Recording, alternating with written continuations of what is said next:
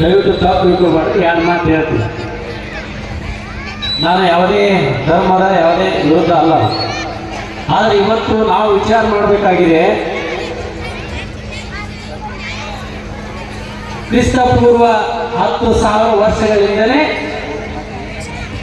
ಇಲ್ಲಿ ಈ ಮಣ್ಣಿನಲ್ಲಿ ಸನಾತನ ಧರ್ಮ ಅನ್ನೋದಿದೆ. ಈ ಜಗತ್ತಿಗೆ ಶಾಂತಿಯನ್ನು ನೀಡಿದಂಥ ಧರ್ಮ ಯಾವುದು ಅಂತಂದ್ರೆ ಅದು ಸನಾತನ ಧರ್ಮ ಮಾತ್ರ. ನಾ ಯಾಕೆ ಮಾತು ಹೇಳಕ್ಕೆ ಬಯಸ್ತೀನಿ, ಇವತ್ತು ನೀವು ವಿಚಾರ ಮಾಡಿ, ಹಿಂದೂಗಳು ಯೇಸು ಕ್ರಿಸ್ತನನ್ನ ದೇವರಂತೇಳಿ ಹೋಗ್ತಾರೆ, ಮೊಹಮ್ಮದ್ ಪೈಗಂಬರನ್ನ ದೇವರಂತ ಹೋಗ್ತಾರೆ. ಅದಕ್ಕೆ ಇವತ್ತು ಪ್ರತಿ ಹಳ್ಳಿಯಲ್ಲಿ ಕೂಡ ನಾವು ಮಸೀದಿಗಳನ್ನು ಕಟ್ಟಿರ್ತೀವಿ ನೋಡಿ, ನಾವೆಲ್ಲ ಪೂಜೆ ಮಾಡ್ತೀವಿ. ನಾವು ಹಿಂದೂಗಳು ದೇವರೊಬ್ಬ, ನಾಮ ಹಲವು ಅಂತೀವಿ, ಎಲ್ಲರನ್ನ ದೇವರಂತ ನಾವು ಪೂಜೆ ಮಾಡ್ತೀವಿ.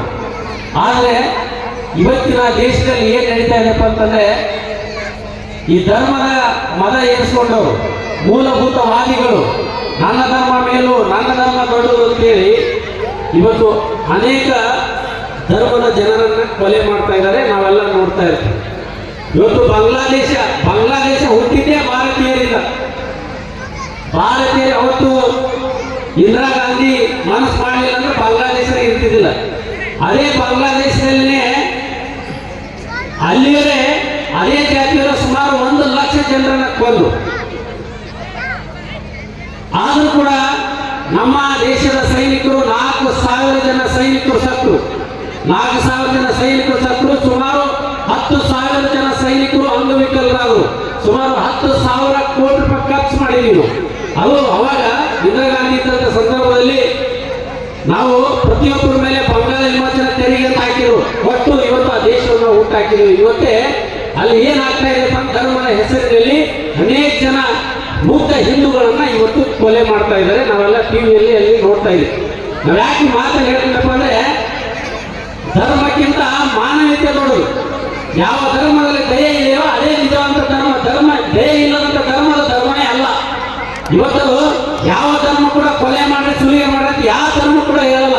ಆ ಧರ್ಮದ ಹೆಸರಿನಲ್ಲಿ ನಾವೇನು ಕೆಟ್ಟ ಕೆಲಸ ಮಾಡ್ತೀವಲ್ಲ, ಅದನ್ನು ಸ್ವಲ್ಪ ನಾವು ವಿಚಾರ ಮಾಡಬೇಕು. ಯಾಕಂದ್ರೆ ಈ ಮಣ್ಣಿನಲ್ಲಿ ಇರುವಂತ ನಾವೆಲ್ಲರೂ ಕೂಡ ಮೊದಲು ಸನಾತನ ಧರ್ಮದಿಂದ ಬಂದವರು. ಯೇಸು ಕ್ರಿಸ್ತ ಇವತ್ತು ನೋಡಿ, ಯೇಸು ಕ್ರಿಸ್ತೆಯಲ್ಲಿ 1ನೇ ಶತಮಾನದಲ್ಲಿ ಬರ್ತಾರೆ, ಹೌದಾನೆ? ಅದು ಮೊಹಮ್ಮದ್ ಪೈಗಂಬರು 535ರಿಂದ ಬರ್ತಾರೆ. ಅದಕ್ಕಿಂತ ಪೂರ್ವದಲ್ಲಿ ಇರೋರೆಲ್ಲರೂ ಕೂಡ ನಾವು ಹಿಂದೂಗಳೇ. ಅದಕ್ಕೆ ಇವತ್ತು ನಿಮ್ಮ DNA ಚೆಕ್ ಮಾಡಿದ್ರು ಒಂದೇ. ಅದಕ್ಕೆ ಇವತ್ತು ಈ ಜಗತ್ತಿಗೆ ಶಾಂತಿ ಅನ್ನೋದು ಯಾವ ದೇಶದಿಂದ, ಭಾರತದಿಂದ ಮಾತ್ರ. ಅದಕ್ಕೆ ಭಾರತದ ಕಲೆ, ಭಾರತದ ಸಂಸ್ಕೃತಿ, ಭಾರತದ ಪರಂಪರೆ ಅನ್ನೋದು ಇಡೀ ಜಗತ್ತೇ ಇವತ್ತು ಒಪ್ಕೋತದೆ. ಯಾಕೆಂತಂದ್ರೆ ಇವತ್ತು ನಾವು ವಿಚಾರ ಮಾಡಬೇಕು. ಬಹಳ ಜನ ಮಾತಾಡ್ತಾ ಇರ್ತಾರೆ, ನಾವೆಲ್ಲ ನೋಡ್ತಾ ಇರ್ತೀವಿ. ಇವತ್ತು ಯಾರು ಸಮಾಜ ಉಳಿಸ್ಬೇಕಾಗಿತ್ತು, ಯಾರು ಸಮಾಜವನ್ನ ಮುನ್ನಡೆಸಬೇಕಾಗಿತ್ತು ಅಂಥವ್ರು ನಾವು ಸ್ವಾಮಿಗಳು ಅಂತೀವಿ. ಇವತ್ತು ಈ ದೇಶದಲ್ಲಿ ಅದೇ ಸ್ವಾಮಿಗಳು ಇವತ್ತು ಧರ್ಮ ಹೊಡೆಯಕ್ಕಿದ್ದಾರೆ. ನಾವೆಲ್ಲ ನೋಡ್ತಾ ಇದೀವಿ. ನಾವು ಯಾರು ಕೂಡ ಧರ್ಮ ಮಾಡಂತ ಹೇಳಿದ್ರು ನೋಡಿಲ್ಲ. ಎಲ್ಲಿ ಬಸವಣ್ಣ ಲಿಂಗಾಯತ ಧರ್ಮ ಬಸವಣ್ಣ ಸ್ಥಾಪನೆ ಮಾಡೇ ಇಲ್ಲ. ಇವತ್ತು ಈ ಸನಾತನದಲ್ಲಿ ಅಜ್ಞಾನ ಅಂಧಕಾರ ಜಾತಿ ವ್ಯವಸ್ಥೆಯನ್ನು ಒಳಗೊಳಿಸಕ್ಕೆ ಅನೇಕ ಜನ ಶರಣರು, ಅನೇಕ ಜನ ಮಹಾತ್ಮರು ಪ್ರಯತ್ನ ಮಾಡ್ತಾ ಬರ್ತಾರೆ. ಅದರೊಳಗೆ ಬಸವಣ್ಣ ಕೂಡ ಒಬ್ಬ. ಅದಕ್ಕೆ ಇವತ್ತು ನಾನು ಹೇಳಕ್ಕೆ ಇಷ್ಟಪಡ್ತಾ ಇದ್ದೇನೆ, ಇವತ್ತು ಯಾಕೆ ಅಂತಂದ್ರೆ ಈ ವ್ಯವಸ್ಥೆ ಇವತ್ತು ಈ ದೇಶದಲ್ಲಿ ನಡೀತದೆ. ಅದಕ್ಕೆ ಇವತ್ತು ನಾವೆಲ್ಲರೂ ಎಚ್ಚೆತ್ಕೊಳ್ಬೇಕಾಗಿದೆ. ನಾ ಯಾಕೆ ಹೇಳ್ತೀನಪ್ಪ ಅಂದ್ರೆ, ಬಹಳ ಜನ ಹೇಳ್ತಾರೆ ಇವತ್ತು ನಮ್ಮ ಕರ್ನಾಟಕ ತಗೋಣ, ಕರ್ನಾಟಕದಲ್ಲಿ ಹಿಂದೂ ದೇವಸ್ಥಾನಗಳಿಗೆ ಎಷ್ಟು ಆದಾಯ ಬರ್ತದೆ? 500ರಿಂದ 600 ಕೋಟಿ ರೂಪಾಯಿ ಬರೀ ಹಿಂದೂ ದೇವಸ್ಥಾನ ಬರ್ತದೆ. ಈ ಭಾರತದ ಒಟ್ಟು ದೇವಸ್ಥಾನ ಆದಾಯ ಎಷ್ಟಿದೆಯಪ್ಪ ನೀವು ವಿಚಾರ ಮಾಡೋದು. ಗೂಗಲ್ ಹೋಗಿ ನೋಡಿ, ಸರ್ಚ್ ಮಾಡಿ, ಎಷ್ಟಿದೆ ಅಂದ್ರೆ 3 ಲಕ್ಷ ಕೋಟಿ ರೂಪಾಯಿ ವರ್ಷಕ್ಕೆ ದೇವಸ್ಥಾನಗಳ ಆದಾಯ ಕೊಡ್ತವೆ. ಅದರ ಜೊತೆ ನಮ್ಮ GDPಯಲ್ಲಿ 2.32 ಇದೆ. ಅಷ್ಟು ಕೊಡುಗೆ ಇವತ್ತು ನಮ್ಮ ದೇವಸ್ಥಾನದ ಎಷ್ಟು ಜನರಿಗೆ ಉದ್ಯೋಗ ಕೊಟ್ಟಿದೆ. ದೇವಸ್ಥಾನಗಳಲ್ಲಿ ವಿಚಾರ ಮಾಡಿ ಎಷ್ಟು ಜನ ಉದ್ಯೋಗ ಕೊಟ್ಟಿರ್ಬೋದು, ಎಷ್ಟು ಜನ ಮಕ್ಕಳಿಗೆ ಶಿಕ್ಷಣ ಕೊಡ್ತಿರ್ಬೋದು. ಆದರೆ ಇವತ್ತು ನಮ್ಮ ಆದಾಯ, ಇವತ್ತು ನಮ್ಮ ದೇವಸ್ಥಾನ ಕೊಡುವಂಥದ್ದು ಏನಪ್ಪ ಅಂದ್ರೆ ಬಿಡಿಕಾಸು ಎಲ್ಲ ಸರ್ಕಾರ ತಗೋತು.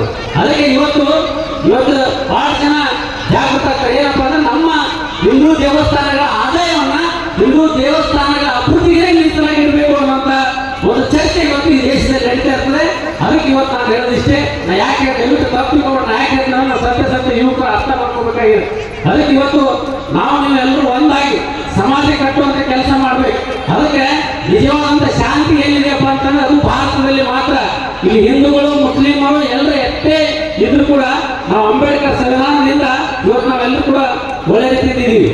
ಇವತ್ತು ಅವತ್ತು ದೇಶ ಹೊಡೆಯುವಂತ ಸಂದರ್ಭದಲ್ಲಿ ಅವತ್ತು ಒಪ್ಪಂದ ಆಯ್ತು. ಏನಪ್ಪಾ ಅಂದ್ರೆ ಭಾರತದಲ್ಲಿರುವಂತ ಅಲ್ಪಸಂಖ್ಯಾತ ಸುರಕ್ಷಿತವಾಗಿ ನೀರು ನೋಡ್ಕೋಬೇಕಂತಂದು, ಅಲ್ಲಿ ಪಾಕಿಸ್ತಾನ ಇರುವಂತ ಅಲ್ಪಸಂಖ್ಯಾತ ಸುರಕ್ಷಿತವಾಗಿ ನೀರು ನೋಡ್ಕೋಬೇಕು ಅಂತಂದ್ರು. ಆದ್ರೆ ಆ ಮಾತನ್ನ ಫಾಲೋ ಮಾಡಿದಂತ ದೇಶ ಯಾವುದು ಅಂತಂದ್ರೆ ಅದು ಭಾರತ ಮಾತ್ರ, ಅದು ಅಂಬೇಡ್ಕರ್ ಸಂವಿಧಾನ ಮಾತ್ರ. ಇವತ್ತು ನಾವೆಲ್ಲ ಅರ್ಥ ಮಾಡ್ಕೋಬೇಕಾಗಿದೆ. ಅದಕ್ಕೆ ನಾ ಹೇಳೋದಿಷ್ಟೇ, ದಯವಿಟ್ಟು ನಾವೆಲ್ಲರೂ ಕೂಡ ಒಂದಾಗಿ ಒಗ್ಗಟ್ಟಾಗಿ ದೇಶ ಕಟ್ಟುವಂತ ಕೆಲಸವನ್ನು ಮಾಡಬೇಕು ಅನ್ನೋ ಮಾತನ್ನು ಹೇಳ್ತಾ ಈ ವೇದಿಕೆ